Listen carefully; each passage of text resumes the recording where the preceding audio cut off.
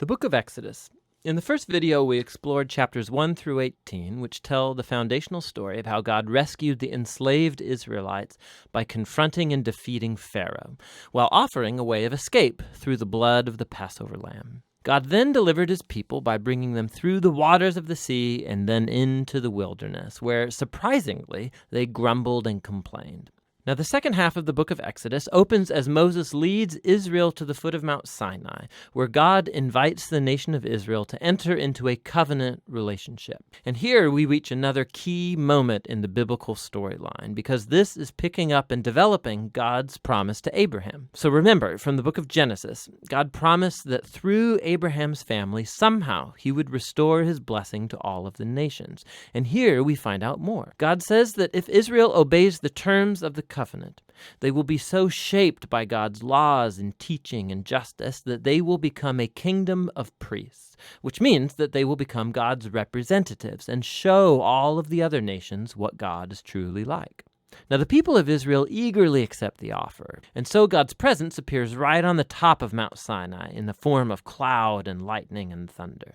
And Moses goes up as their representative, and God opens with the basic terms of the covenant, the famous 10 Commandments. These are like the basic terms of the agreement, how the Israelites and God are going to relate to each other. And then after this come another collection of commands which fill out the first 10 in more detail. There are laws about Israel's worship, about social justice, how they are to live together, all shaping Israel into a nation of justice and generosity that's different from the other nations. So Moses writes down all of these laws, and he brings them down to the people who, again, eagerly agree to enter into this covenant with God. And once they do so, God takes the relationship forward another step. He tells Moses that he wants his holy and divine and good presence to come and dwell right in the midst of Israel, which develops another aspect of God's covenant promises. So remember, after humanity's rebellion in the garden, it was access to God's presence that was lost. But now it's through the family of Abraham that God's presence is becoming once again accessible through this covenant relationship, and first with Israel, and then somehow one day to all nations. So what follows are 7 chapters of detailed architectural blueprints about this sacred tent called the tabernacle. There's an outer courtyard with an altar, and then in the center there's a tent that has an outer room and then an inner room. And then inside the inner room, which is called the most holy space, is a golden box called the Ark of the Covenant. And there's angelic creatures over the top of it. It's the hot spot of God's presence. Now there's lots of detail in these chapters, and it's important to know that every piece has some kind of symbolic value. All of the flowers, the angels, the gold, and the jewels, it all echoes back to the Garden of Eden, the place where God and humans lived together in intimacy. And so the tabernacle is like a portable Eden, so to speak. It's the place where God and Israel can live together in peace. At least in theory, because right here, something goes really, really wrong. Israel breaks the covenant. As Moses is up on the mountain receiving the blueprints for the tabernacle, down below at the camp, the Israelites, they're losing patience. And so they ask Moses' brother Aaron to make for them a golden calf idol so they can worship it as the God who saved them out of slavery in Egypt.